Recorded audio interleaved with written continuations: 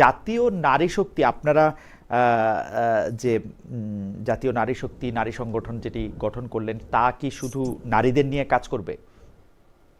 আহ, জি, basically নারী শক্তি নারীদের নিয়েই কাজ করবে, নারীদের রাজনৈতিক অংশগ্রহণ এবং হিস্সাদারিত্ব নিয়ে কাজ করবে মূলত। রাজনৈতিক অংশগ্রহণ আরেকটা কি? হিস্সাদারিত্ব মানে নারীরা তো অংশগ্রহণ করে, আমরা তো পার্টিসিপেশন দেখতে পাই, হ্যাঁ। কিন্তু যখন রাজনৈতিক অংশগ্রহণের ক্রেডিটটা পাওয়ার বিষয় হয় কিংবা সেখান থেকে ভাগ পাওয়ার বিষয় হয়, সেখানে তো আসলে নারীর এজেন্সিটা কম। আমরা মাঠে মিছিলে ওকে, নারীদের দেখতে পাই, ওকে, টেবিলে তো একটু কঠিন হয়ে যায় ওদের আসাটা। ওকে, ওকে, সেটা নিয়ে নারী শক্তি কাজ করবে। ওকে, পরিষ্কার। আম, আহ, মূল যে সংগঠন এনসিপি, এনসিপি কি শুধু পুরুষদের নিয়ে কাজ করবে? না, এনসিপি শুধু পুরুষদের নিয়ে কাজ করবে কেন? এনসিপি নারী পুরুষ এবং বাংলাদেশের প্রত্যেকটি বিষয় নিয়েই তো এনসিপির রাজনীতি। ওকে। এনসিপি শুধু নারীদের নিয়ে কাজ করবে না এই জন্য নারী শক্তি গঠন ব্যাপারটা এমন না। হুম। আপনি তো দেখেছেন অন্যান্য দলেরও তো ফিমেল উইংস থাকে। নারীদের নিয়ে একটু বিশেষ কাজের প্রয়োজন, নারীরা একটু বিশেষ দৃষ্টিভঙ্গি ডিজার্ভ করে। আম, আমি একটু বোঝার জন্য যে মানে আপনি তো জুলাই আন্দোলনের যে আন্দোলনের ফসল হিসেবে আমরা আজকে নতুন জাতীয় সংসদ বসতে দেখেছি সেইটার আপনি একটা কেন্দ্রীয় মুখ।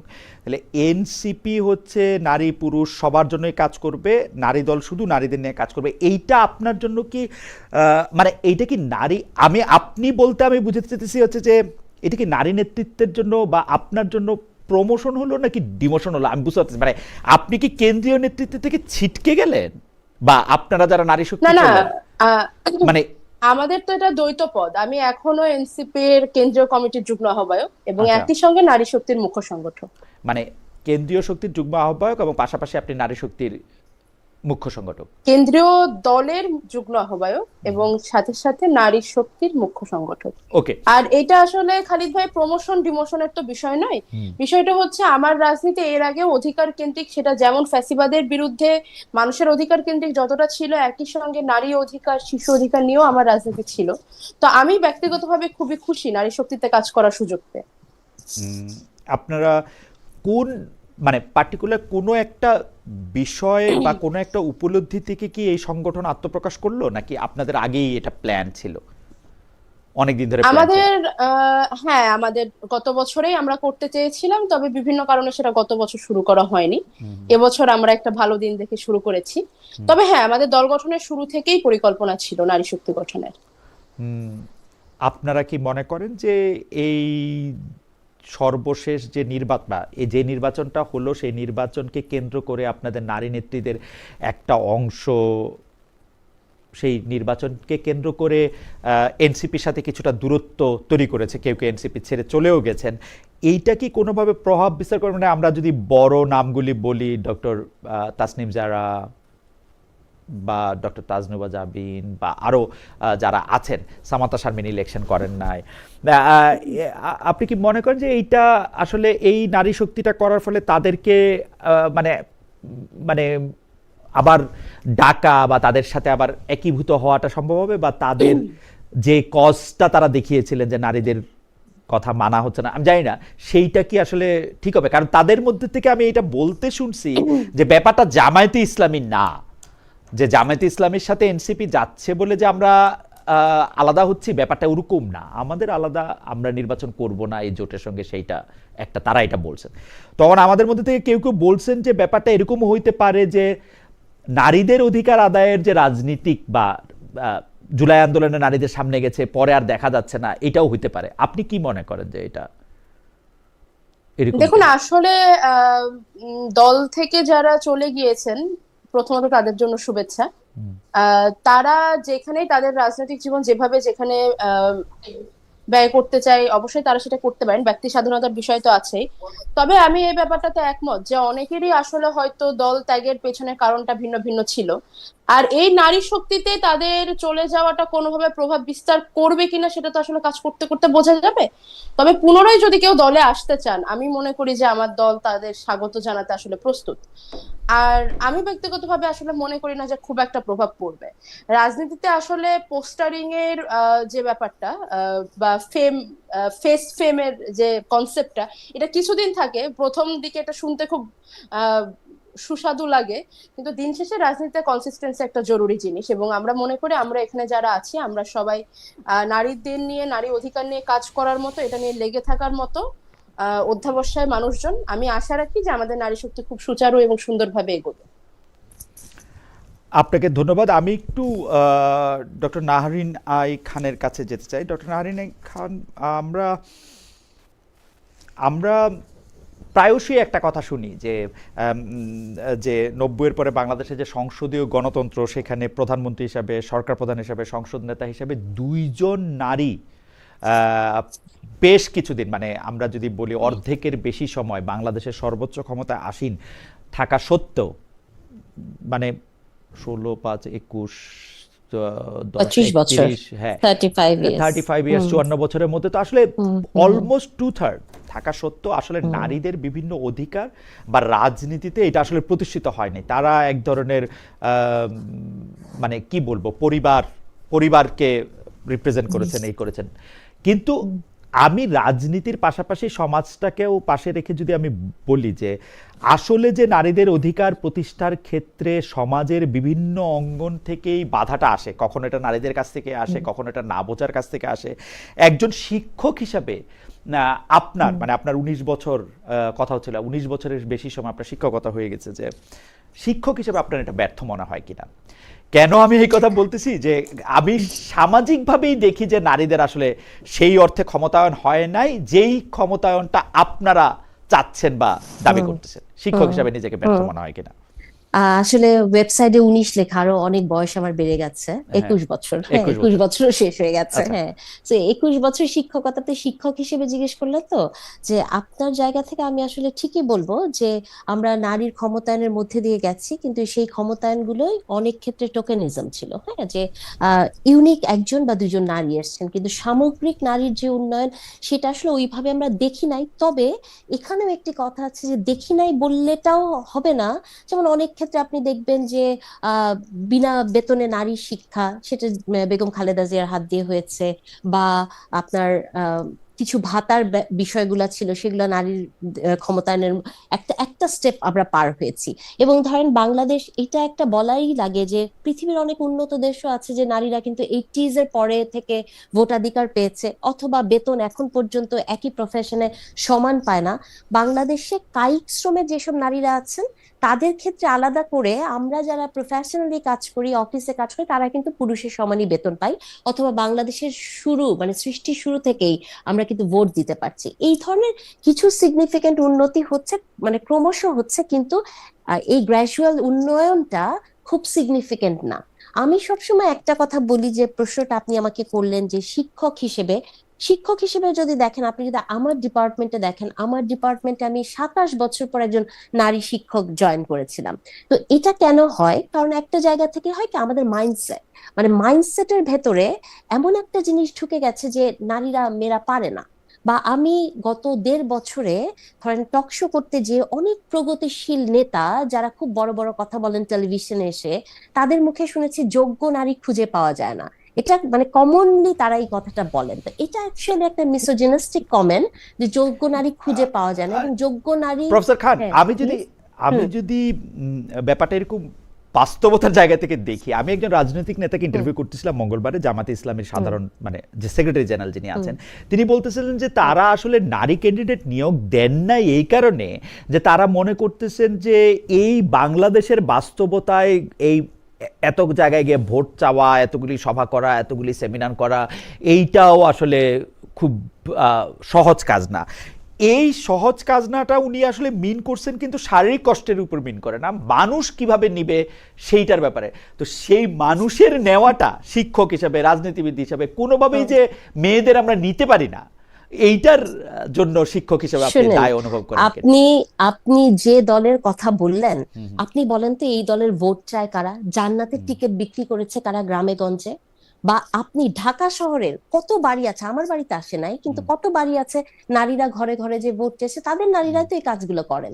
তাহলে যে দল খুব দাবি তোলেন যে তাদের নাকি ৪৩% হচ্ছে নারী সমর্থক আছেন, কর্মী আছেন, এবং সেই নারী কর্মীদের তারা গ্রামের প্রত্যন্ত অঞ্চলে তারা পাঠায় জান্নাতের টিকিট বিক্রি করার জন্য, সেই দলের নেতা যখন আপনাকে এই কথা বলেন যে কিন্তু নারীদের কিন্তু কিন্তু কিন্তু আপা, আমি এই জিনিসটা বুঝি না, জান্নাতের টিকিট বিক্রি এত খারাপই বা কেন? মানে আমি যদি মনে করি আমার আমার মৌলিক বা মরাল জায়গাটা হচ্ছে এরকম যে আমারে ভোট দিলে আল্লাহ খুশি হবে, এটা আমি বলতে পারবো না? বা আল্লাহ না, খুশি হইলে এটা আলটিমেটলি আপনি বেহেশতে যাবেন, এটা আমি বলতে পারবো না? না, না, এটা আপনি বলতে পারবেন না। এই কারণে খালেদ ভাই, আপনি এই প্রশ্নটা আমাকে করার জন্য করেছেন, কিন্তু আপনিও খুব ভালো করে জানেন এটা আসলে আপনি বলতে পারবেন না। রাজনীতির ময়দানে আপনি যখন রাজনীতি করবেন তখন ইসলামের সেন্টিমেন্ট নিয়ে রাজনীতি করাটা ঠিক না। আমার এটা নামই আপনি জামাত করতে ইসলামী, পারেন না। আমার নামই জামাত ইসলামী, আমি ইসলামের সেন্টিমেন্ট নিয়ে রাজনীতি করব না? না, আপনি আপনি ইসলামের আদর্শ নিয়ে রাজনীতি করবেন, তো ইসলামের ইসলামের আদর্শ তো সেন্টিমেন্ট নিয়ে না। ইসলামের আদর্শ তো প্রতিবার আমি আজানে শুনি, শান্তির পথে আসো, কল্যাণের পথে আসো, কল্যাণের পথে আসলে আলটিমেটলি তুমি একটা ভালো জায়গায় থাকতে পারবে, 8টা বেহেশত আছে তোমার, 7টা বেহেশত আছে তোমার জন্য। তো এটা আমি বলতে পারবো না?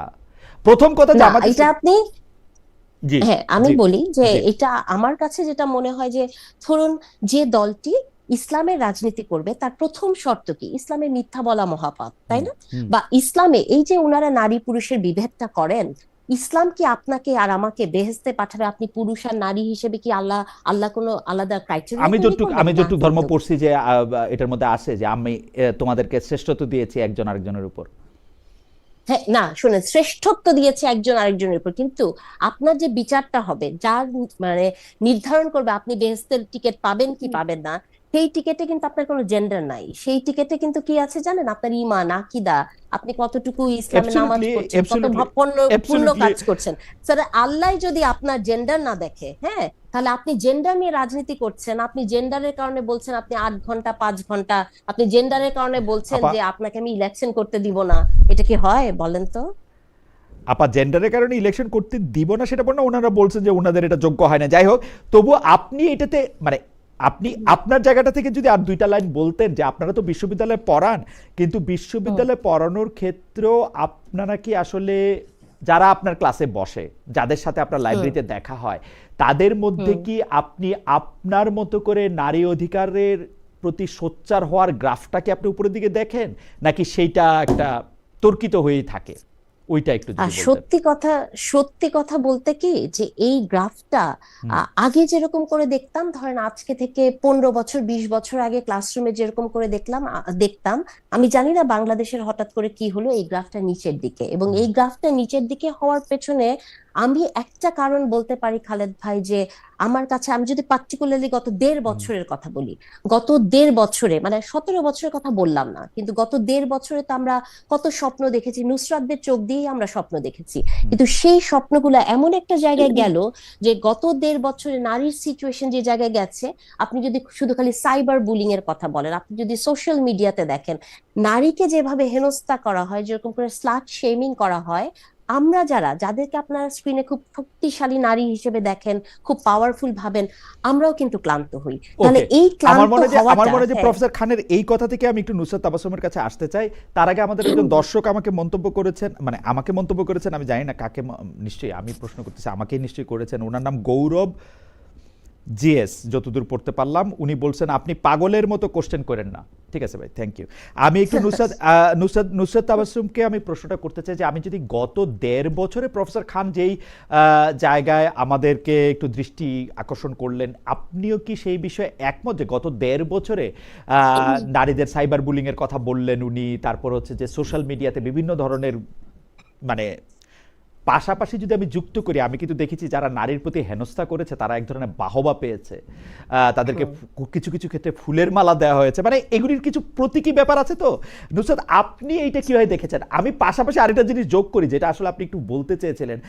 আমরা কিন্তু পুরোটা জুলাই জুড়ে, মানে জুলাই জুড়ে অনেক মেয়েদের দেখেছি যারা সামনে থেকে ওই অবস্থান না নিলে হয়তো হাসিনা রেজিমের পতন এত সহজে সম্ভব হতো না। আমরা দেখেছি যে ঢাকা বিশ্ববিদ্যালয়ের একটি হল থেকে, আমার যদ্দূর মনে আছে, আমি জার্মানিতে ছিলাম, ঢাকা বিশ্ববিদ্যালয়ের হল থেকে সত্যিকারের বড় প্রতিবাদ তখন শুরু হয়েছে। আপনি এটা মনে করেন কিনা যে এই নারীদের প্রতি আন্ডারমাইন করা হয়েছে, তাদেরকে মেইন স্ট্রিম থেকে সরিয়ে দেওয়া হয়েছে, তাদেরকে সরিয়ে যেতে হয়েছে?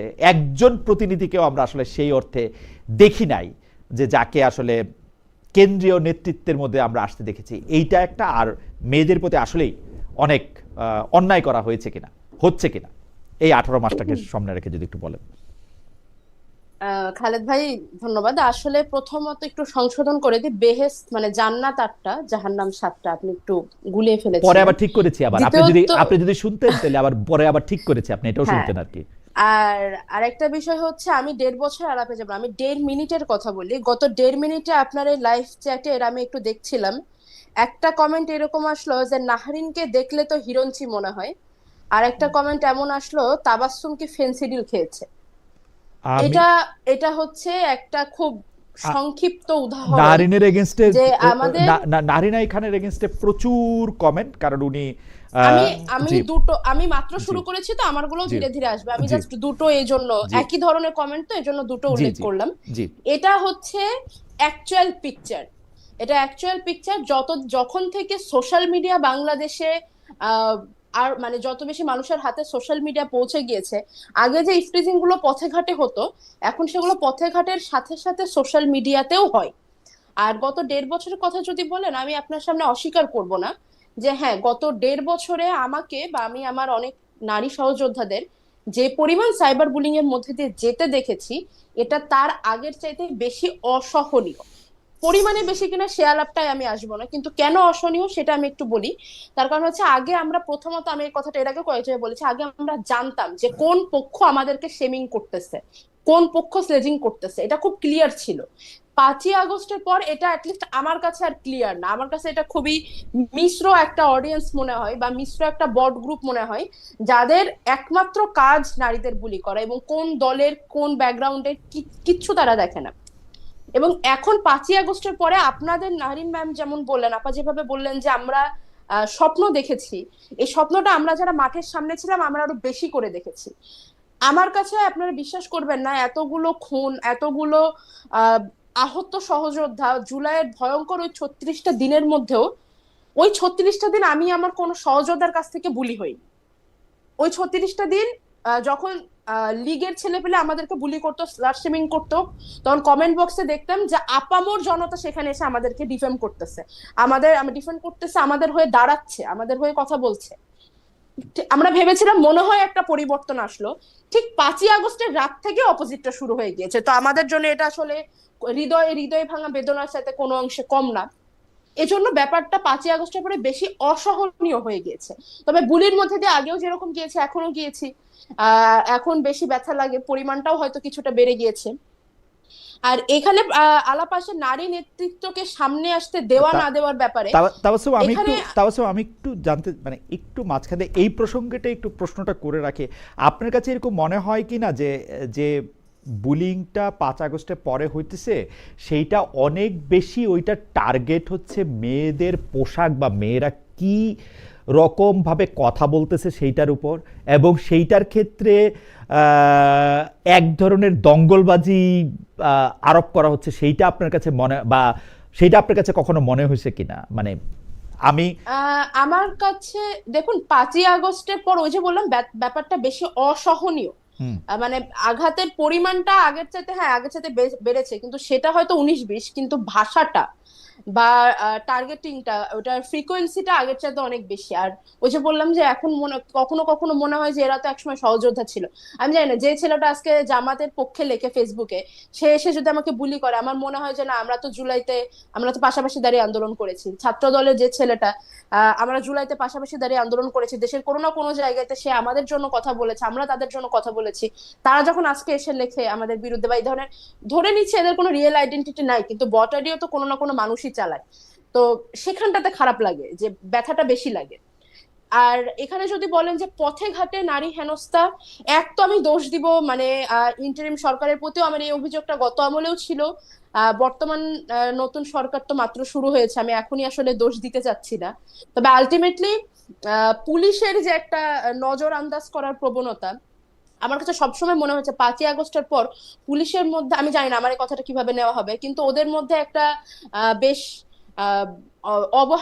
অবহেলাজনিত একটা দৃষ্টিভঙ্গি তৈরি হয়েছে যে আহ জুলাইতে তোরা পুলিশের শাসন মানলি না, পুলিশ আমরা শাসন করতে গেলাম সেটা তোরা এভাবে আটকাইলি, এখন আমরা কিছু করব না, এই টাইপের একটা প্রতিশোধ পরায়ণতা থেকে প্রতিশোধ পরায়ণ টাইপের একটা নির্লিপ্ততা আমার চোখে পড়েছে। আমার কাছে মনে হচ্ছে পুলিশ যদি আরেকটু সক্রিয় থাকতো, রাস্তাঘাটে অন্য যে কোনো মবের মতো নারীর প্রতি হেনস্থাও আরেকটু কম হতো। আর একই সাথে নারী হেনস্থাকারীদেরকে ফুল দিয়ে বের করে নিয়ে আসা বা ইত্যাদি ইত্যাদি, এগুলো কারা করছে আমি জানি না, ওই আমলেও আমি বলেছি, আমি এখনো বলতে চাই, যারা এগুলো করছে, যারা এদের পেছনে আছে, দে ডিজার্ভ পানিশমেন্ট। কারণ নারী হেনস্থাকারী বলেই শুধু না, যে কোনো অপরাধকে অপরাধ এবং অপরাধীকে সেলিব্রেট করা মানেই অপরাধকে উস্কানি দেওয়া। একই সাথে এখানে একটু উল্লেখ করতে চাই, গত 1 মাস এবং তার আগে তো বাংলাদেশের ইতিহাসের পর থেকে, জন্মের পর থেকে তো হয়ে আসতেছে, বিশেষ করে গত 1 মাসে অনেকগুলো ধর্ষণের ঘটনা ঘটেছে। যখন অপরাধের শাস্তি নিশ্চিত হয় না, তখন সেই অপরাধটা আশকারা পায়, উস্কানি পায়। তো আমি আপনার এই লাইভের মাধ্যমে, আপনার ভিডিওর মাধ্যমে আমি আসলেই অনুরোধ জানাতে চাই যে অন্য যে কোনো সামাজিক আন্দোলনের সাথে সাথে ঘটে যাওয়া মানে অপরাধগুলোর বিচার নিশ্চিত করার জন্য আমাদের আসলে কাজ করা উচিত, এটা নিয়ে আমাদের মাঠে থাকা উচিত। নুসরাত, আপনাকে ধন্যবাদ। আমি একটু প্রফেসর নারিন আই খানের কাছে যেতে চাই যে আপনি মনে করেন কিনা যে আইন শৃঙ্খলা বাহিনীর নিষ্ক্রিয়তা গত 1.5 বছরে বা 18 মাসের সময়ের মধ্যে থেকে এগুলি উস্কে দিয়েছে, এবং এই বিচারহীনতার যে একটা সংস্কৃতি, যে ধর্ষণ বাড়া বা নারীর প্রতি নিগ্রহ বাড়া, সেগুলির ক্ষেত্রে সেটা আপনি মনে করেন কিনা? আমাদের একজন দর্শকের মন্তব্য আমি পড়ে শোনাতে চাই। ওনার নাম সৌরভ মুন্সি। উনি বলছেন, খালেদ ভাই, আমার প্রশ্ন, কারো ভালো কাজের জন্য যদি আমি জান্নাতে যাই, ওই ব্যক্তিকে ভোট দিলে উনি যদি খারাপ কাজ করেন, তার জন্য কি জাহান্নামে যাব কিনা?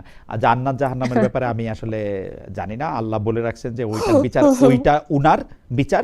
এইটা আসলে প্রতীকী অর্থে অনেক সময় এটা এরকম বলা হয় যে ভালো কাজ করলে মানুষ স্বর্গে যাবে, ভালো কাজ করলে খারাপ বা দোজকে যাবে। কিন্তু ব্যাপারটা হচ্ছে যে আল্লাহ কে বেহেশতে যাবে, কে দোজকে যাবে, এটা নির্ধারণের মানে ভার কাউকে দেন নাই, আমি যতটুকু ধর্ম জানি আর কি, বুঝি।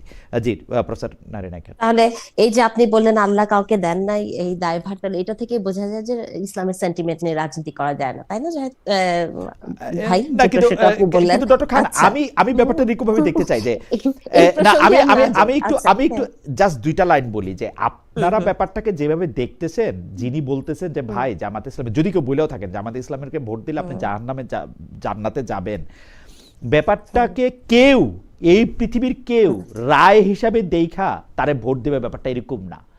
অনেক সময় অনেক কিছু পায়া সুইচ থাকে না। আপনি যদি দেশের জন্য মরেন, তাহলে সারা জীবন আপনি শহীদ হবেন। আপনাকে জি জি এখানে একটা জিনিস অ্যাড করি, আপনি হয়তো গ্রাউন্ড রিয়ালিটি জানেন না, এরকমও ঘটনা ঘটেছে যে কোরআন শরীফ নিয়ে যাওয়া হয়েছে বা বাচ্চার মাথায় কসম কাটিয়ে বলা হয়েছে। আপনি জানেন বাংলাদেশে অনেক নারীরা আছেন অশিক্ষিত বা গ্রামের, তাদের কাছে ধর্মটা একটা মেজর রোল প্লে করে, এই কাজগুলা করা হয়েছে। আর যেহেতু এটা নিয়ে এত কথা ওঠে, তার মানে হচ্ছে কি, যদি এটা নর্মাল একটা জায়গায় থাকতো তাহলে তো এটা হতো না। আপনি দেখেছেন জান্নাতের টিকিট বিক্রি নিয়ে আসলে এটা রেটরিক অর্থে কিন্তু এখন আর ব্যবহার করা হয় না, এটা কিন্তু রিয়েলি মাঠে ঘাটে পথে হয়েছে।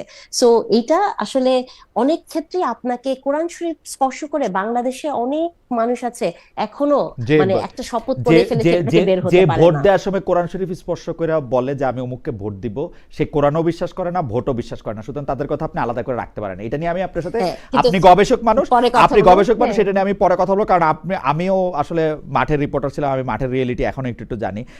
আপনি যদি এইটা একটু বলতে যে 18 মাসে পুলিশের নিষ্ক্রিয়তা, সরকারের নিষ্ক্রিয়তা, এটা করেছে কিনা, নতুন সরকারকে আসলে কেমন দেখছেন? শুনেন, আমরা এখন তো খুব করে বলছি না যে পুলিশের নিষ্ক্রিয়তা, এবং গত 18 মাসে কিন্তু শুনেছি যে পুলিশ তার মনোবল হারিয়ে ফেলেছে, এই কথাটা কিন্তু সারাক্ষণ সরকারের কাছ থেকে শুনতাম।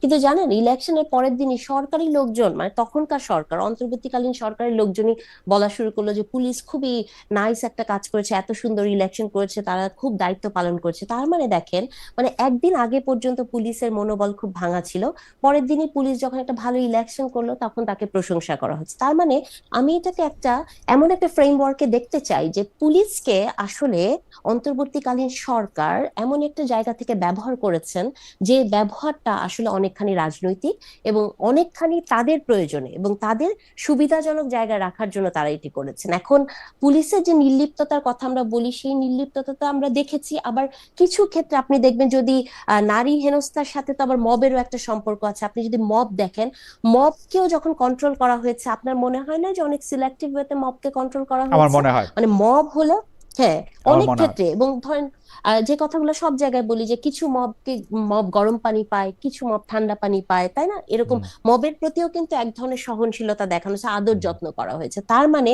সরকারি পৃষ্ঠপোষকতায়, যে কথাটি নুসরাতও বলছিলেন, নারীর প্রতি সহিংসতা অনেক ক্ষেত্রে সরকারি পৃষ্ঠপোষকতায় হয়, অথবা হুম, সরকারের নির্লিপ্ত থাকার জায়গা থেকে হয়। আপনি ঢাকা বিশ্ববিদ্যালয়ে যে কথাটি বলছিলেন, গলার মধ্যে ফুলের মালা দেওয়া হয়েছে, হুম, এবং কোথায় মালা দেওয়া হয়েছে বলেন তো? থানার হুম, ভেতরে। হুম, মানে থানার ভেতরে যখন হুম। আপনি নারী হেনস্থাকারীকে ফুলের মালা দিলেন, তাহলে এই দোষটা কি আপনি সরকারকে দিবেন, নাকি যিনি মালা দিতে গেছেন তাকে দিবেন? কারণ যিনি মালা দিতে গেছেন তিনি একটি আদর্শ, একটি ধর্মীয় আবহ এবং এক ধরনের মানসিকতায় বড় হয়েছে, তাকে কন্ট্রোল করার দায়িত্ব তো ছিল সরকারের। হুম, সরকারকে আমরা দেখি নাই, বা হাসিনার সময় আমরা দেখি নাই আইপি অ্যাড্রেস খুঁজে খুঁজে হুম, মানুষকে বের করে নাই। হুম। তাহলে আপনি কি গত 1.5 বছর একজনকে দেখেছেন এই যে আমাদেরকে যেসব কথা লেখে নুসরাত কিন্তু করলো, এবং কি- আপনি জানেন? কিন্তু আমার একটা প্রশ্ন আছে যে আমরা এই কথাগুলি মানে শুনতেছি, কিন্তু সরকারের কি লাভ নারীর প্রতি এই সহিংসতাটাকে উস্কে দিয়ে, বা সরকার যদি এই নির্লিপ্ততাটা দেখায় সেটাতে লাভ কি? আমরা তো দেখছি যে মানবাধিকার থেকে শুরু করে নারী অধিকারের চ্যাম্পিয়নরাই গত গভর্নমেন্টে ছিলেন।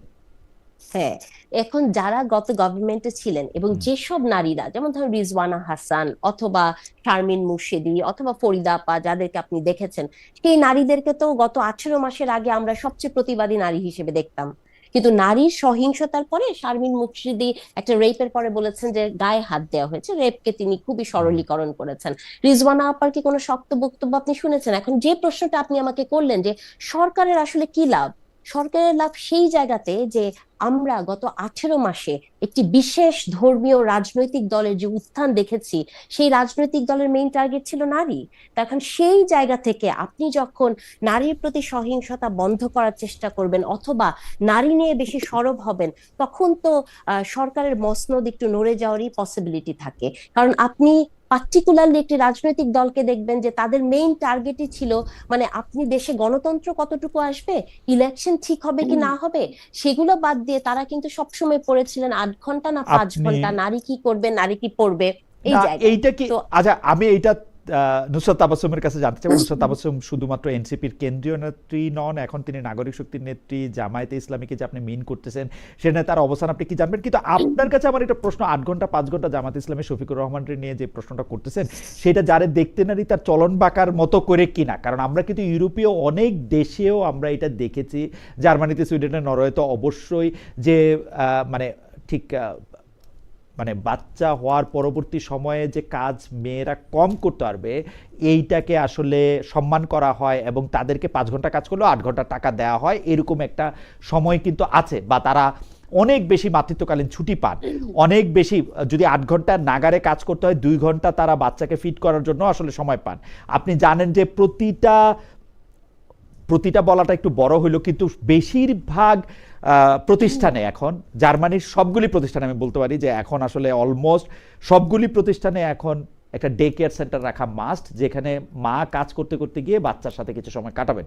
তো সেইটা বলা এমন খালেদ কি ভাই, অপরাধ হয়েছে আমি এটা না, বুঝি না। আমি এখানে তাহলে আপনাকে একটা অ্যাড করে দেই একটা জি, জিনিস। আমার জি, মনে হয়, আমি জানি না যে আপনি কি ইচ্ছা করে জিনিসটা এড়িয়ে গেলেন নাকি হুম, আপনি ঠিকভাবে বলছেন। জি, উনার প্রথম বক্তব্যে হুম। কিন্তু ম্যাটারনিটি লিভের কথা ছিল না, আপনারা এটাকে এড়িয়ে গেলে হবে না। উনি ব্যাখ্যা যখনই দিয়েছেন আমরা এই ম্যাটারনিটি লিভ, প্রশ্ন, হ্যাঁ, যখন না আমার ব্যাখ্যা শুনেন, দিয়েছেন। এখন কথা হ্যাঁ, হচ্ছে কি, জি, আপনি যখন একটি বক্তব্য দিলেন হুম, তখন আপনি মেটারনিটি লিভের কথা বললেন না, তখন আপনি বললেন যে নারীর কর্মক্ষম আওয়ার আমরা এটা এটা রাখবো।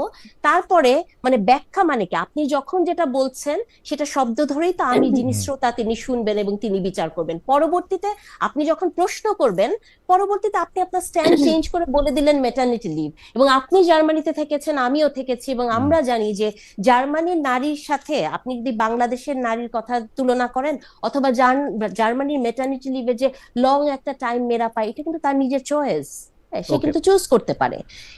তো সেই জায়গা থেকে আমি বলতে চাই যে উনার প্রথম জিনিসটা যেটা ছিল, আমি এটাকে একটা বিশাল, মানে নারীকে মেইন স্ট্রিমে রাজনীতিতে না আসতে দেওয়ার এক ধরনের ফ্রেমওয়ার্ক দেখে, এক ধরনের একটা গেম প্লে করার জায়গা থেকে দেখে, এবং সেখান থেকে আমার মনে হয়েছে যে যখনই উনারা এই কথাটি বলেন, উনারা বলে একটা রিপার্কেশন দেখার চেষ্টা করে সোসাইটিতে, এবং তারপরে হচ্ছে ওনারা পরবর্তীতে ওইটার একটা এক্সপ্লেনেশন দেন, যেটা নাকি তখনকার মানে শ্রোতার পক্ষে বা বিপক্ষে যাবে। নুসরাত, আমি যে কথাটা বলতে চেয়েছিলাম যে ডক্টর নাহারিন আই খান যেটা বললেন যে গত 18 মাসে একটি বিশেষ রাজনৈতিক দল একমাত্র টার্গেট নিয়েছিল নারীকে, এবং নারীকে তারা একমাত্র না, অনেকগুলো টার্গেটের মধ্যে তেমন নারীকে নানাভাবে ডিমিন করার জন্য। আমরা কিন্তু দেখেছি যে এনসিপি থেকেও এইসবের ব্যাপারে অনেক, মানে এনসিপির জন্মের আগে বৈষম্য বিরোধী ছাত্র আন্দোলন, এনসিপি, তারা একটা শক্ত একটা অবস্থান নিয়েছিল। জামায়াতের অবস্থান তো আসলে পরিবর্তন হয় নাই, ব্যাখ্যায় পরিবর্তন এসেছে নানা রকমভাবে, যেটি ডক্টর নাহারিন আই খান বললেন। এটার সাথে আমি কিছুটা একমত যে ওনারা ব্যাখ্যা পরিবর্তন করেন, কথা না।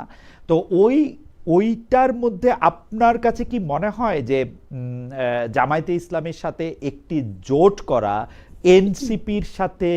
এনসিপির জন্য উপযুক্ত হয়েছে, বা আপনারা এটাকে আসলে কিভাবে দেখেছেন, ওই পুরো ব্যাপারটাও যদি বলেন। জি, প্রথমত আমার মনে হয় যে এই প্রশ্নটা করার বেটার পারসন ডক্টর শফিকুল সাহেব এবং নাহিদ ইসলাম সাহেব, প্লাস আমি সেই সমস্ত কয়েকজনের একজন।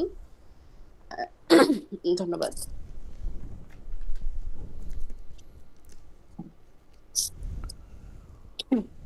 বাংলাদেশে আবহাওয়া পরিবর্তন হচ্ছে তো সবাই একটু একটু অসুস্থ, সরি। তো হ্যাঁ, এই প্রশ্নটা করার জন্য পারফেক্ট মানুষ হবে ডক্টর শফিক এবং নাহিদ ইসলাম।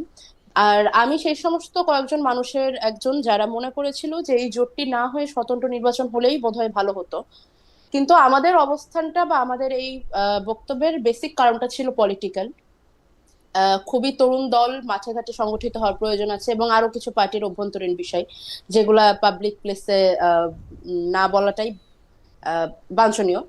তবে যদি আপনি আদর্শের কথা নিয়ে আসেন, তাহলে আমি আসলে মনে করি যে হ্যাঁ, এই নারী প্রশ্নগুলো প্রত্যেকটি রাজনৈতিক দলের, ইনক্লুডিং এনসিপি, অবশ্যই অ্যাড্রেস করা উচিত। এবং এই জোটটি একটি নির্বাচনকালীন জোট ছিল। এতে কিন্তু জামাতের রাজনীতি এবং এনসিপির রাজনীতি এক হয়ে যাচ্ছে না।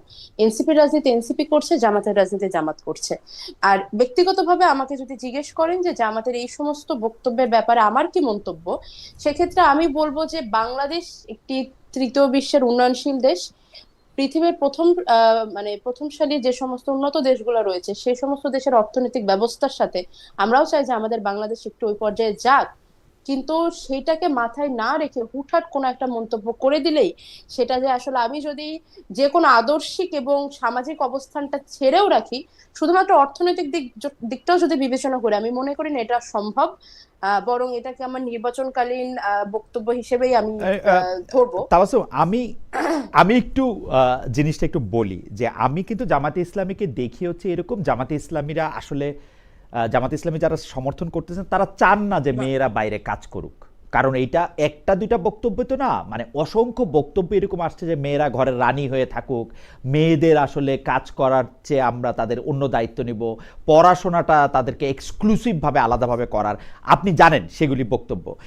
এনসিপিকে আপনি নির্বাচনকালীন জোট বলছেন, এবং আমরা জানি যে আপনি আসলে নির্বাচনকালীন জোটের পক্ষে ছিলেন না, কিন্তু আদর্শ ছাড়া তো নির্বাচনকালীন জোট হয় না।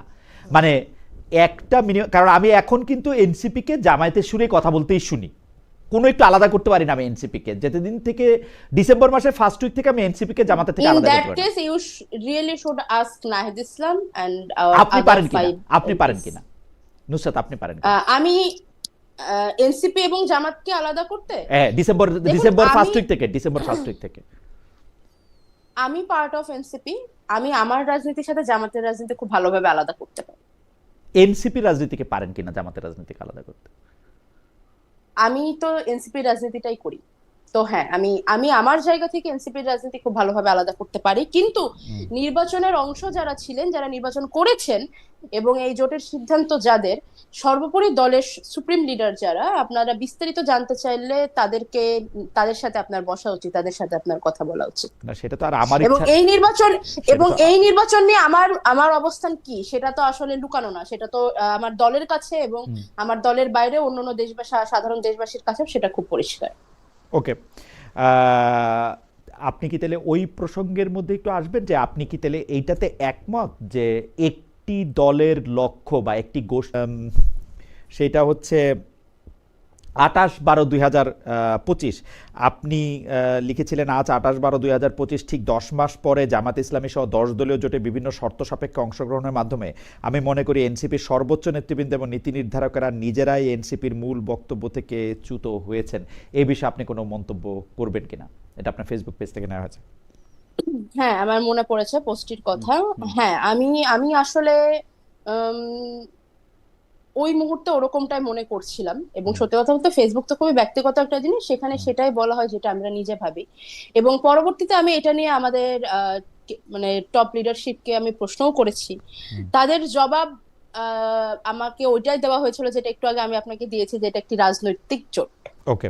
এবং রাজনৈতিক দলের কাজ অবশ্যই অনেকগুলো লক্ষ্যের মধ্যে একটি লক্ষ্য হচ্ছে সরকার গঠন করে তাদের নিজস্ব চিন্তা ভাবনা এবং দেশের জনগণের আশা আকাঙ্ক্ষাকে মিলিয়ে সরকার গঠন করে দেশের শাসন ব্যবস্থার হাল ধরা। বাংলাদেশের প্রত্যেকটি রাজনৈতিক দল এই স্বপ্ন দেখে বলেই আমি বিশ্বাস করি। ওকে। যেহেতু এটা একটি নির্বাচনকালীন জোট, আমি উত্তরটিকে গ্রহণ করেছি। আমি অন্য মানে রাজনীতির একটু প্রসঙ্গে আসি, বা নতুন সরকারের সময় দেশের প্রসঙ্গে আসি। আমরা নতুন সরকারের স্বরাষ্ট্রমন্ত্রীর কাছে শুনেছিলাম যে এইবার কোনো মব বা ওরকম দঙ্গলবাজিকে আর কোনো অ্যালাউ করা হবে না, কিন্তু আমরা 7ই মার্চের ভাষণকে কেন্দ্র করে আমরা দেখেছি যে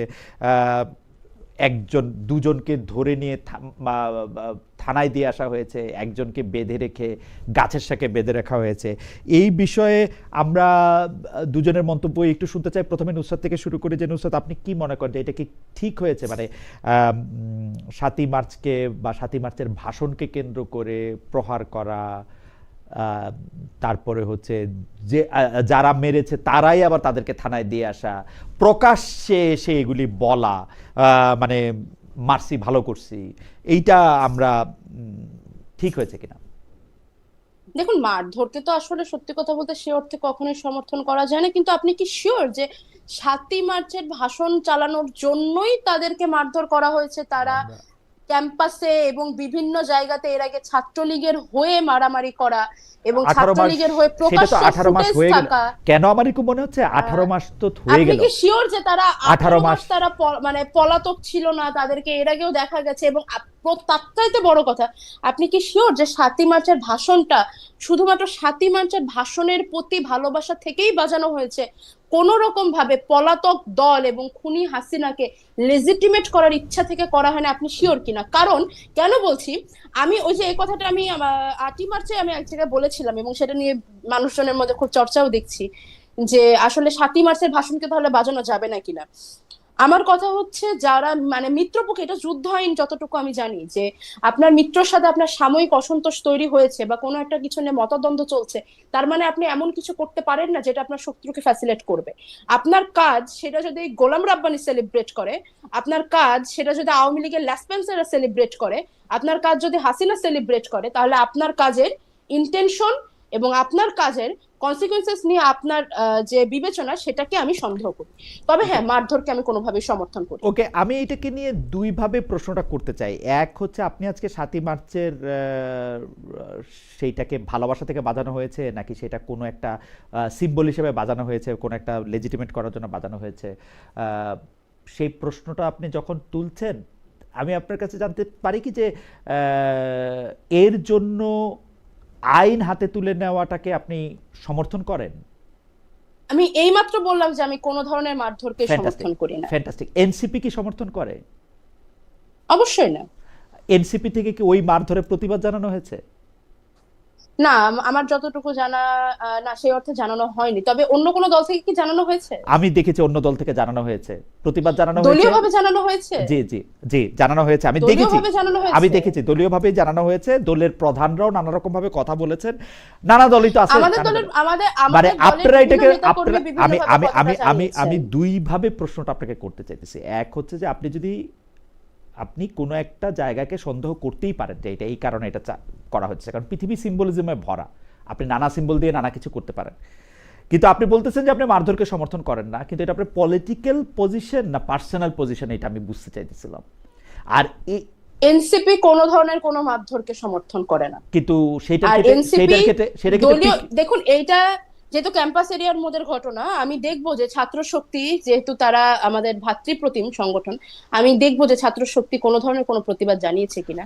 তবে আমি যতটুকু জানি যে সমর্থন দেওয়ার এই এই ধরনের কোনো কিছুর সাথে এনসিপি তো যুক্ত ছিলই না। আর আলটিমেটলি মারধরকে সমর্থন করার কি আছে, এটা মারধরকে না সমর্থন কিন্তু করার মতো কোনো কিন্তু বিষয় ধরেন না। কিন্তু আর ধরেন তাছাড়া কিন্তু ধরেন ক্যাম্পাসের মধ্যে আপনারা যদি কোন এরকম কোনো ঘটনা মারধরটাকে ঘটে, আপনারা প্রতিবাদ জানাবেন এবং কোন মারধরটাকে প্রতিবাদ জানাবেন না, এটার মধ্যে কি একটা পিক এন্ড চুজ কাজ করে কিনা? না না, পিক এন্ড চুজ কাজ করার কোনো বিষয় নাই। সকল তবে মারধরকে বরং আপনারা এখানে ব্যক্তিগতভাবে মানে বা পলিটিক্যাল বরং আমি তো মনে করি ওরা ওরা মারধর বা ক্যাম্পাসের মধ্যে যেটুকু সময় নষ্ট করেছে এটা না করে আরো আগে থানায় দিয়ে দেওয়া উচিত ছিল। সেটা আপনি মনে করেন যে আগে থানায় দেওয়া উচিত ছিল, মানে থানায় নিয়ে গিয়ে দিয়ে দেওয়া উচিত ছিল, থানায় ইনফর্ম করা না? হ্যাঁ মানে ওইটাই আর কি, থানা তো খুব কাছেই। আর ঘটনাটা সম্ভবত শাহবাগেই হচ্ছিল, খুব একটা দূরত্ব না।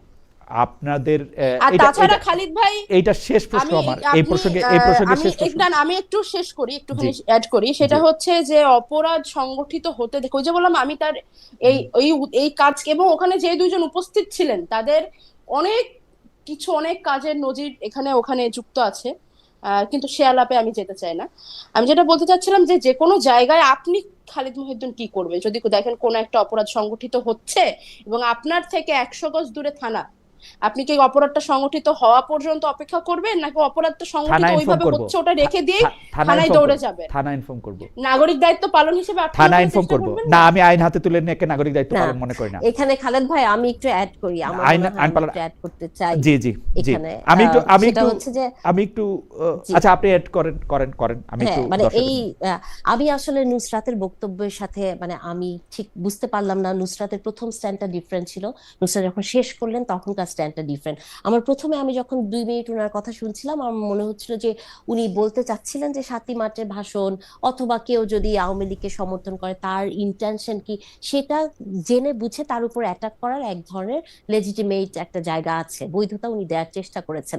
আমি খুব দ্ব্যর্থহীন কণ্ঠে বলতে চাই যে থানা 100 গজ দূরেই হোক আর থানা আপনার পাশের দরজায় হোক, আপনি কারো গায়ে হাত তুলতে পারেন না, আপনাকে থানায় ইনফর্ম করতে হবে, আপনি ধরে নিয়েও থানায় দিতে পারেন না। হ্যাঁ, বিষয়গুলো এরকম, এবং এগুলাই কিন্তু এক ধরনের মবকে ইনস্টিগেট করে। আমি মনে করি যে এই জায়গাটা আমাদের সবার ক্লিয়ার হওয়া দরকার যে ইতিহাস ইতিহাসই, এবং এই ইতিহাসকে আপনি যদি খালি এমন করে দেখেন যে জুলাইয়ের চোখ দিয়ে ইতিহাসকে দেখেন তাহলে কিন্তু হবে না। এটা বলার পর আমি প্রচুর গালি খাবো আমি জানি, কিন্তু তারপরও আমি বলতে চাই, এই কারণেই বলতে চাই 7ই মার্চের ভাষণ কেউ যদি প্রচার করে সেটা তার এক ধরনের স্বাধীনতা। সে এখন কেমন করে সাউন্ড নয়েজ করছে কিনা, নয়েজ পলিউশন হচ্ছে কিনা, কোন জায়গায় করছে, সেগুলো হয়তো আপনার দেখার বিষয় হতে পারে, কিন্তু তার জন্য বা আমি এটাও বিশ্বাস করি যে আপনি শেখ হাসিনাই বলেন বা যাকেই বলেন কারো গায়ে হাত তোলার অধিকার কারো নাই, এটা আপনি করতে পারেন না এটার ক্ষেত্রে যে জনপ্রিয় আমি খুবই দুঃখিত খালিদ ভাই, আমি একটু বলি খালিদ ভাই, আমি একটু বলি, আমি খুবই দুঃখিত এবং নাহরিন আপা সম্ভবত আমার প্রতি একটু ডিসঅ্যাপয়েন্ট হয়েছে, কিন্তু আমি জুলাইয়ের চোখ দিয়েই সবকিছু দেখি। আমার জীবনের সবচেয়ে বড় ঘটনা জুলাই। আমি জুলাইতে আমার আশেপাশে আমার সহযোদ্ধাদের আহত হতে দেখেছি, আমি আমার সহযোদ্ধাদের খুন হতে দেখেছি। নাহরিন আপা প্লিজ আমি একটু শেষ করি, আমি ইন্টারাপ্ট করিনি। আর বিষয়টা হচ্ছে, হ্যাঁ আমি কারোর প্রতি মারধর সমর্থন করি না, কিন্তু 7ই মার্চের ভাষণ বাজানো এবং আওয়ামী লীগকে সমর্থন করা দুটো জিনিস আলাদা।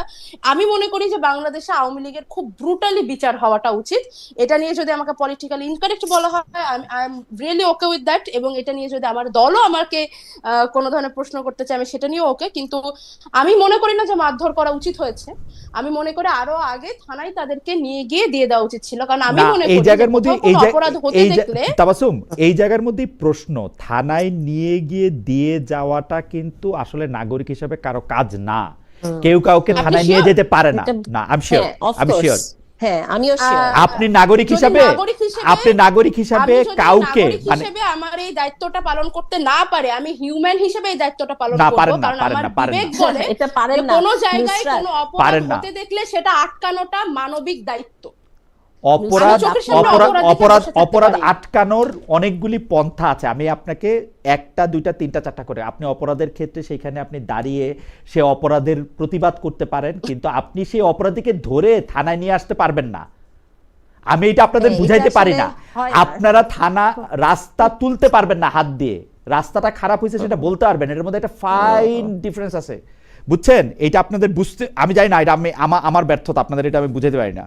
আপনার এটা আসলে আপনার ব্যর্থতা না খালেদ ভাই, এটা আসলে পুরো জাতিগতভাবে আমাদেরই ব্যর্থতা, যে আমরা আসলে ওরা তো আমাদের থেকে অনেক ছোট, ওদেরকে আমরা এটা বোঝাতে না ছোট পারি না, নাই ছোট না, যে বয়স দিয়ে আসলে কিন্তু ছোট বড় বিচার হয় না, না, ওরা আমাদের থেকে মানে অনেক ওই বড়, ছোটর কথা বলছি সবকিছু না, ওই সবকিছু ছোটর কথা সবকিছু বলছি না, ওরা খালেদ ভাই। ওনারা বেশি বোঝেন, অসুবিধা নাই তাতে। না, কিন্তু হ্যাঁ, আমরা এটা এটা না, আমরা আমি- এটা বুঝাইতে পারি নাই, আমরা এটা শুধু না, বুঝাইতে এটা- পারি নাই তা না। আচ্ছা, আমি এই কথা খালিদ বলছি ভাই। বলে, আমি এই কথা বলছি বলে আমাকে উনারা প্রকাশ্যে আইসা গলাবাজ সাংবাদিক বলছেন, প্রকাশ্যে। কোনো আমি খুবই তাতেও আমার দুঃখিত কোনো খালিদ অসুবিধা ভাই, নেই, আপনি তাতেও আমার যদি- কোনো অসুবিধা তবে নেই, ঠিক খালেদ আছে। ভাই, আপনি নুসরাত, যদি আমি এটাকে আসলে- আপা একটু একটু আমাকে নিয়ে বলছে তো, আপনি যদি এটাকে আপনাদের ব্যর্থতা হিসেবে দেখতে চান, আমার কোনো আপত্তি নাই, আপনি আপনাদের ব্যর্থতা হিসেবে দেখতে পারেন। জি, তবে আমার কথা হচ্ছে, আমরা সরাসরি রাস্তাতে পুলিশের মুখ থেকে সহযোদ্ধাকে ছিনায় এনে ব্যারিকেডের পেছনে লুকায় আবার ঢিল ছোড়া, মানে ওইখান থেকে উঠে আসে নুসরাত, আসে আমি এই চেয়ারে। আপনাকে- তো আপনাকে আমাদের একটা পক্ষে কথা এগুলো বলি। মেনে নেওয়া খুব না না, কঠিন। এই ক্ষেত্রে আমার নুসরাত, প্রশ্ন, আচ্ছা ঠিক আছে, আচ্ছা আমরা অন্য হ্যাঁ, জায়গায় খালেদ ভাই, যাচ্ছিলাম, আমি অন্য জায়গায় আসলে- যাচ্ছিলাম, না, কিন্তু মানে এখানে এটা আমি এটা আসলে একটা কথা নুসরাতকে বলতেই চাই, সেটা হচ্ছে যে যখন একটা মানুষ, ধরে নুসরাত খুব দৃঢ়ভাবে বললেন যে উনি সবকিছু জুলাইয়ের চোখে দেখতে চান, আমি বিশ্বাস করব যে হয়তো আজ থেকে 10 বছর পর নুসরাত এই কমেন্টটি বুঝবেন যে যখনই আপনি কোনো কিছু একটা কিছু লেন্স দিয়ে দেখেন, তখন আপনার নিরপেক্ষতা হারায়। না হ্যাঁ, নাহরিন, আমরা এখানে কিন্তু research এ নাহরিন, সেই আমি কিন্তু জায়গাটা এখানে দেখি, বলতে চাই, আমার কাছে জুলাইয়ের চোখ হচ্ছে বৈষম্য বিরোধী চোখ, আমার কাছে জুলাইয়ের চোখ হচ্ছে সকলের জন্য ন্যায় বিচারের চোখ, আমার কাছে জুলাইয়ের চোখ হচ্ছে আমি কোনোদিন কোনো কিছু নিজের হাতে তুলে নেব না সেইটার চোখ, আমি আন্দোলন হ্যাঁ, সেই করছি, আমি কথাটাই বিপ্লব করছি বলছি। সেটার জন্য। এখন- দেখেন আমাকে বাংলাদেশে থেকে ছাত্রলীগের সাথে দিনের পর দিন ঝগড়া করতে হয়েছে, ডিজিটাল ফুটপ্রিন্ট সব আছে, যে আপনারা কেন নূরকে মারলেন, আপনারা কেন অমুকের জায়গায় হাত তুললেন, আপনারা কেন এটার মধ্যে থেকে ঢুকলেন, প্রতিদিন এই কথা বলতে হয়েছে। ছাত্রলীগ তখন কি বলতো, আমরা 1971 সালে বাংলাদেশ স্বাধীন করছি, আওয়ামী লীগ সেটা করছে, সেজন্য আমরা এটা করব। না, আপনি কি তাহলে খালেদ ভাই যে কথাটা বললেন যে 71 নিয়ে যেরকম করে 71কে পলিটিসাইজ করা হয়েছে, আমি কিছুই বলতে চাই না, আমি কিছু বলতে চাই না, কেন আমি বরং আশায় আছি, আমি বরং আশায় আছি এই যে রাস্তা থেকে কার্পেটটা তোলা যায় না, এই যে অপরাধীকে ধৈর্য তিনজন মিলে যে থানায় নিয়ে আসা যাওয়া যায় না, এইটা কোনো না কোনো দিন জুলাইয়ের চোখ দিয়েও দেখা যাবে আর কি। জি বল।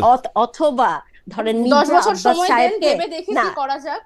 না, ধরেন নুসরাতরা এগুলা বলেন তো, কিন্তু অথবা মির্জা আব্বাসকেও যে অশ্লীল ভাষায় গালি দেয়া যায় না, হ্যাঁ, মানে এগুলাও তো একটা বোঝার বিষয় আছে। আমি মনে করি যে সব জায়গাতেই পরিণতি বোধটা খুবই গুরুত্বপূর্ণ, এবং কোথায় কি বলতে পারবো, কোথায় কি করতে পারবো, সেটাও খুব গুরুত্বপূর্ণ। সকল শিক্ষার দায়িত্ব ওদের উপরে দিতে পারেন না।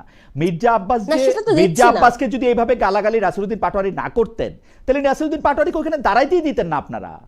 মির্জা আব্বাসের প্রতি, হ্যাঁ, নাসিরউদ্দিন পাটোয়ারি মিডিয়ার মনোযোগ নেওয়ার জন্য, এবং মির্জা আব্বাসও কিন্তু কোনো, আমি বলতেছি মির্জা আব্বাসও কিন্তু কোনো কাকরাইল মসজিদের ইমাম না। মির্জা আব্বাসও অন্যান্য মানুষকে নিয়ে যেগুলি বলেন সেগুলো কিন্তু সহজ না। খালেদ ভাই, আপনার মতো একজন সাংবাদিক যদি এই কথাটা বলেন যে উনি কাকরাইল মসজিদের ইমাম না, কাকরাইল মসজিদের ইমাম অথবা একজন রাস্তার খুবই নিকৃষ্ট একজন মানুষ, তাকেও কি আপনি কি এটা বৈধতা দিতে চান এই ভাষার ব্যবহারগুলো? এটা না না, আমি নাসিরউদ্দিন পাটোয়ারিকে বৈধতা দিচ্ছি না, কিন্তু আপনি না, সেটা বলছি না, কিন্তু আপনি যখন এটা বলছেন, আমি কারেক্ট করি, আমাকে কারেক্ট করি।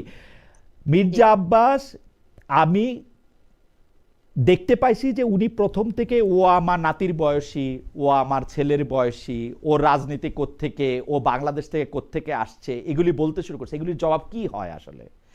এই কথাগুলি তো, এই কথাটা বলি খালেদ ভাই, এটা আপনি মির্জা আব্বাস ভুলে যান। হ্যাঁ, মানে এটা আপনি একটা জেনারেলাইজড একটা জায়গা থেকে যদি দেখেন, আপনার কি মনে হয় না যে বাংলাদেশের রাজনৈতিক সংস্কৃতিতে ভাষার যে ব্যবহার, আপনি কি স্লোগানগুলোর কথা ভুলে গেছেন? বুয়েটে তারেক রহমানকে নিয়ে কি স্লোগান দেওয়া হয়েছে? আমি ওই কথাটা বলছি, মির্জা আব্বাস এখানে কোনো বিষয় নাই। আমি কিন্তু আরেকটু পিছন দিক থেকে, নারিনা খান, আমি কিন্তু আরেকটু পিছন দিকে, আপনি কি ভুলে গেছেন সংসদে দাঁড়িয়ে কবিতা উদ্ধৃত করে চ সিরিজের, খ সিরিজের কথা বলা হয়েছে? শুনেন, আমি খালেদ ভাই, আপনি কেন, আমি বুঝতে পারছি না আপনার মতো একজন জার্নালিস্ট কেন সময়ের ফ্রেমে বিষয়গুলোকে ভাগ করছেন। আমি কমপ্লিটলি পুরো একটা সময় ধরে বলছি যে কোন সময় এটা মানে 71 থেকে শুরু করে আজকে 2026 পর্যন্ত আমি বিশ্বাস করি শব্দের পরিমিতি বোধ, রাজনীতিতে ভাষার পরিমিতি বোধটা খুবই গুরুত্বপূর্ণ। আমি কিন্তু এই কথাটা বলে, স্লোগানকে বলে কিন্তু সেই সংসদকে লেজিটিমেট করার চেষ্টা করছি না। আমি ইন জেনারেল ওদের শুধু দায়ী করতেছেন, ওদের শুধু দায়ী করতেছেন। না, আমি ওদের দায়ী কেন খালেদ ভাই আপনি এই যে এই কথাগুলা বলেন না, এগুলাতে হয় কি আরো বেশি মব ইনস্টিগেট হয়, ওরা আচ্ছা এখন আমাকে গালি, আমি ওদের না না না খালেদ ভাই, আপনি বিষয়টাকে বোঝেন। আমি সবার বেলাতেই বলছি, আমি কি ওদের বলছি মানে আমি কি জামাত ইসলামীকে বলছি না, আমি কি বিএনপি কে বলবো না? অবশ্যই বলবো।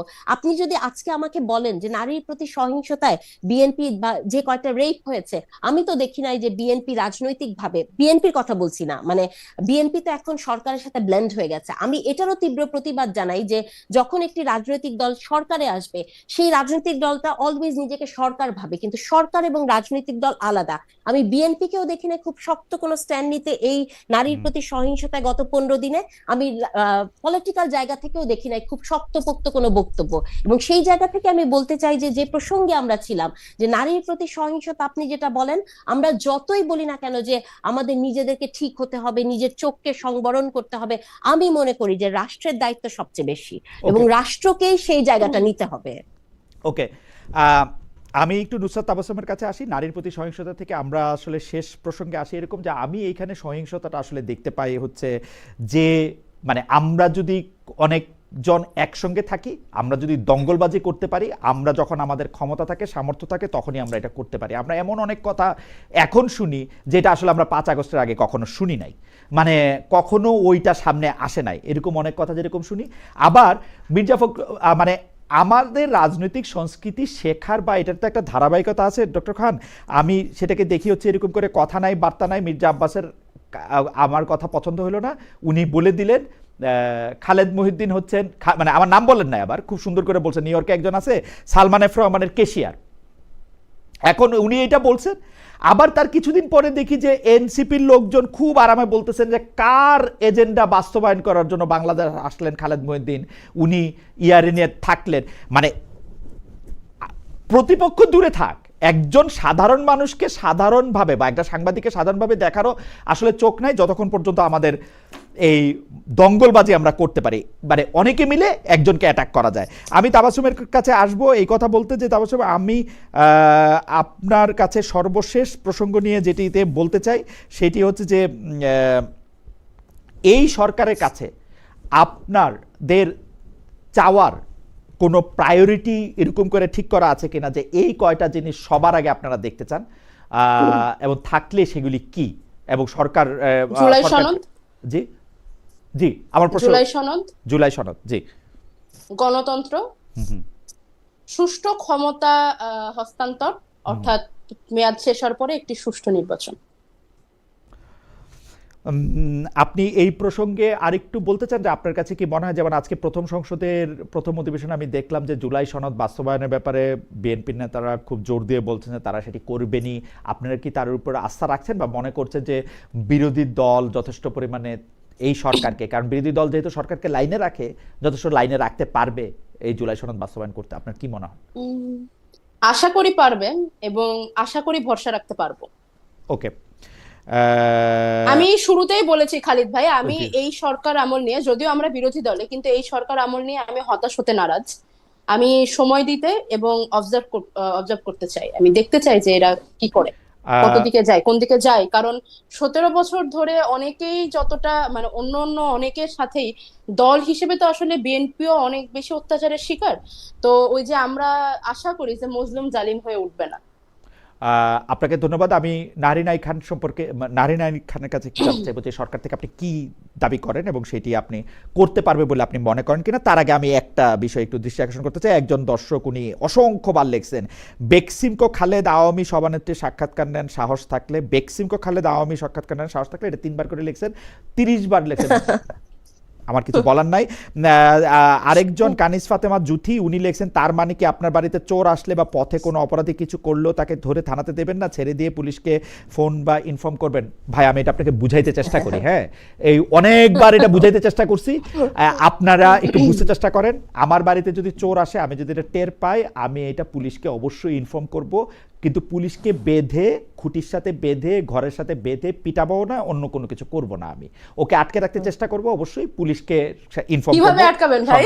পুলিশকে আটকে রাখতে চেষ্টা করব, হ্যাঁ পুলিশ ঘরে ছিটকিনি লাগা রাখবো, ছিটকিনি লাগা রাখবো, কিন্তু ঘটনা হচ্ছে যে আমি তাকে ধরে নিয়ে থানায় কখনো দিব না। আমার রাস্তায় কোনো অপরাধ ঘটলে কেন সেটা আমি বলি, অপরাধ ঘটছে কিনা সেটা জাজ করার ক্ষমতা আমার নাই। অফকোর্স একটা অপরাধ ঘটছে খালিদ কিনা ভাই বিশ্বাস রাস্তায়, সেটা করেন এই জন্যই অপরাধ ঘটছে কিনা, আপনাকে এত পছন্দ করি, অপরাধ বুঝছেন? ঘটছে এই কিনা জন্যই আপনাকে এত সেটা জাজ পছন্দ করার করি। ক্ষমতা আমার নাই। আমাকে পছন্দ করার দরকার নাই, আমি ঠিক আছি। নাহরিন খান, এইটার মধ্যে থেকে আপনি যদি বলেন যে সরকার থেকে আপনি আসলে কি চাচ্ছেন এবং সরকার এটি করতে পারবে বলে মনে হয় না। শোনেন খালেদ ভাই, আমার পৃথিবীটা খুব ছোট এবং আমার পৃথিবীটা নারীর পৃথিবী, আমি নারীর চোখ দিয়ে পৃথিবীকে দেখতে চাই। হ্যাঁ, তো সেই জায়গা থেকে আমি যেটা বলবো যে দেখেন, আপনি যদি সবার কথা বলেন, বাংলাদেশে কয়জন মানুষ খুব রাজনীতি নিয়ে অনেক কিছু করেন, মানুষের চাওয়াটা খুব সামান্য না, যে যেটা নুসরাত বলেন 5 বছর পর আরেকটা ইলেকশন হবে, গতানুগতিক ভাবে এরকম চলবে, দ্রব্যমূল্য, আমরা মানে বাড়ি ফেরার নিশ্চয়তা থাকবে, আমার উপরে আপনার এক্সপ্রেস হাইওয়ের কিছু একটা পড়ে আমি মারা যাব না, বাসায় ফেরত আসতে পারবো সেই নিশ্চয়তা, এগুলো থাকবে। কিন্তু আমার চাওয়াটা একটু আলাদা। আমার চাওয়াটা, এই চাওয়াটা শুরু হয়েছে গত 1.5 বছরের ক্লান্তিকর যে জার্নির কথা বললাম, নারীর চোখ দিয়ে পৃথিবী দেখার, নারীর চোখ দিয়ে আমি বাংলাদেশকে দেখতে চাই। এবং আমি আশা করব যে এই সরকার, আমি এটা সব জায়গাতে বলি যে বিএনপি একমাত্র রাজনৈতিক দল যারা ইলেকশন করেছে, যারা নারী নেতৃত্বের মধ্যে দিয়ে গেছেন এবং নারীর কমান্ড তারা নিতে পারেন, তারা জানেন যে নারী কথা বললে সেই কথা কিভাবে শুনতে হয়, এবং লিডারশিপে নারীকে দেখেছেন। সেই জায়গা থেকে আমার বিশ্বাস, আমি দেখতে চাই বিএনপি হবে, মানে এই সরকারটি হবে সবচেয়ে বড় নারী বান্ধব সরকার। এবং আরো যদি ব্যক্তিগতভাবে বলি, যে জনাব তারেক রহমান, তিনি তো গত 17 বছর সারাউন্ডেড ছিলেন খুবই পাওয়ারফুল নারীদের দ্বারা, তার বাসায় কিন্তু কোনো পুরুষ ছিলেন না। তাহলে নারীর প্রতি যে সেন্সিটিভিটি, জেন্ডার সেন্সিটিভিটি, আমার মনে হয় না উনার থেকে ভালো কেউ বুঝবে। এজন্য আমি মনে করি, এই যে ধরেন আমার চাওয়াটা খুবই ছোট, এবং আমি মনে করি এই চাওয়াটা যদি পূরণ হয়, বাংলাদেশে অনেক স্বস্তি ফেরত আসবে। সেটি হচ্ছে এই যে আমাদের প্রতি সাইবার বুলিং হয়, যে ধরনের হ্যারাসমেন্টের ভেতর দিয়ে যাই, বা আমরা যেরকম অনাকাঙ্ক্ষিত স্পর্শ, বা এটা যে আমাদের রাতের ঘুম কেড়ে নেয়, বাজে কথা আমাদেরকে বিনিদ্র রাত উপহার দেয়। আমি আশা করব যে সরকার একটা সেল গঠন করবেন, যে সেলে এই ধরনের, মানে অনেক সেলই তো হয়েছে না, অপারেশন ক্লিন হার্ট হয়েছে, এটাও কিন্তু ক্লিন হার্ট করার কিন্তু মতো একটা কিন্তু বিষয়। আমি কিন্তু চাই কিন্তু নারিন খান, আপনি কি এই ব্যাপারে সচেতন যে বাংলাদেশে এই নারী নির্যাতন বিষয়ক যতগুলি আইন হচ্ছে, তত এটার এবিউজও অনেক বেশি পরিমাণে বাড়তেছে। মানে আপনার সঙ্গে আমার ঝামেলা, আপনার বিরুদ্ধে আমি একটা মামলা দায়ের করছি, আপনার সাথে আমার জমি জমা নিয়ে ঝামেলা, আপনার বিরুদ্ধে আমি একটা মামলা দায়ের করছি, ওরকম অনেক এবিউজও হইতেছে। তো আপনি আরো আইন চান, যে আইন দিয়ে কি আসলে মানে ব্যাপারটা কি আমাদের সচেতনতাটা বেশি দরকার না আইনের চেয়ে? না মানে খালেদ ভাই, এখানে আমি একটা উত্তরই আপনাকে দিতে চাই। 2002 সালে, মানে আপনার মনে আছে যে আমাদের শৈশবটা, আমি কাছাকাছি সময়ের মানুষ, তো আমাদের শৈশবে আপনি মনে আছে প্রচুর অ্যাসিড নিক্ষেপের গল্প আমরা শুনতাম, দেখেছি। এখন দেখেন সিগনিফিকেন্টলি এটা কমে গেছে। কি কারণে? 2002 সালে যে আইনটি করা হয়েছে, প্রচন্ড শক্ত একটা আইন করা হয়েছে। তো আমি মনে করি সচেতনতাটা কিন্তু আসে আইনের। আপনি জার্মানি থেকেছেন, আপনি দেখেন নাই? আপনি তো এইখানে হয়তো রাস্তায় একটা থুতু ফেলতে পারেন বা ময়লা ফেলতে পারেন, জার্মানিতে সেটা করতে পারেন নাই। আইন হচ্ছে এমন একটা জিনিস, এবং এটা শুধু আইন করলেই হবে না। আপনি যেটা বললেন যে এটাও সত্য কথা, যে আইনের মানে অপপ্রয়োগ হয়। তো অপপ্রয়োগটা হয় কাদের মাধ্যমে? যারা আইন পরিচালনা করেন, যারা পুলিশ থাকেন। আমার মনে হয় যে আপনার বক্তব্য পরিষ্কার। আপনি একটি শক্ত আইন চান, দরকার হলে মানে এটার প্রয়োগও এটার মধ্যে থেকে চান, এবং এটার ফলে আপনি নারী চোখ দিয়ে দেখতে চান। নুসরাত তাবাসসুম, আপনি কি এক লাইন কিছু বলতে চান? আমাদের অনুষ্ঠান একদম শেষ পর্যায়ে, আমরা শুধু এখন জরিপটা পড়ে তারপরে এটা শেষ করব। আপনি কি আইনের ব্যাপারে কিছু বলতে চান? আমি ওই যে বললাম, আইনের ব্যাপারে আমি শুধু এটাই বলি যে জনাব তারেক রহমানের উচিত বিএনপির গত দুটো শাসনামল মাথায় রেখে, সেই সময়ে কি কি ভুলভ্রান্তি বলা হলো, কি কি অসুবিধা ছিল, সেগুলো মাথায় রেখে করা। কারণ আমি আসলে মনে করি না, মানে আশা রাখি অবশ্যই, কিন্তু নারী বান্ধব কোন এই সরকারটি সর্বোচ্চ নারী বান্ধব হবে এরকমটা আমরা স্বপ্ন দেখতে পারি, কিন্তু এরকমটা আমি ভাবতে পারি না।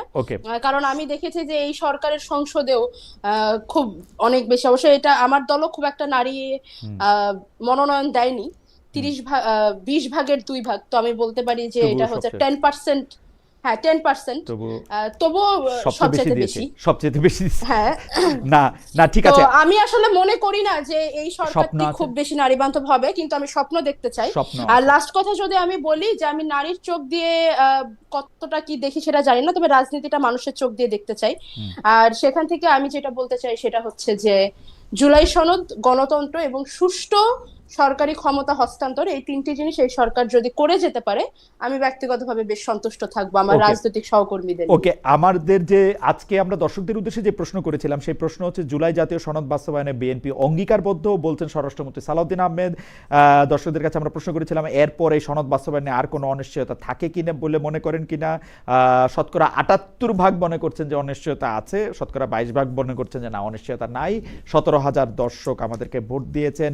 ডক্টর নাহারিন আই খান এবং নুসরাত তাবাসসুম, আপনাদের দুজনকে অনেক ধন্যবাদ। খালেদ ভাই, জি। এখানে আমি জাস্ট একটা কথা শুধু নুসরাতকে বলতে চাই। নুসরাত যেহেতু নারী শক্তি, আমি এই যে প্ল্যাটফর্মটি উনারা করেছেন, আমি আসলে চাই এই নারী শক্তিটি খুব ভালো করে কাজ করবে। তবে নুসরাতের কাছে অনুরোধ যে উনারা যে তিনজন এখানে মুখ্য হয়ে আছেন, আমি বিশ্বাস করব, কারণ তাদের মানে প্রিভিয়াসলি যদি আপনি ফেসবুকের ইগুলো দেখেন, আপনি দেখবেন যে তাদের অনেকেই, তাদের মধ্যে দুই একজন একেবারেই নারী বান্ধব না।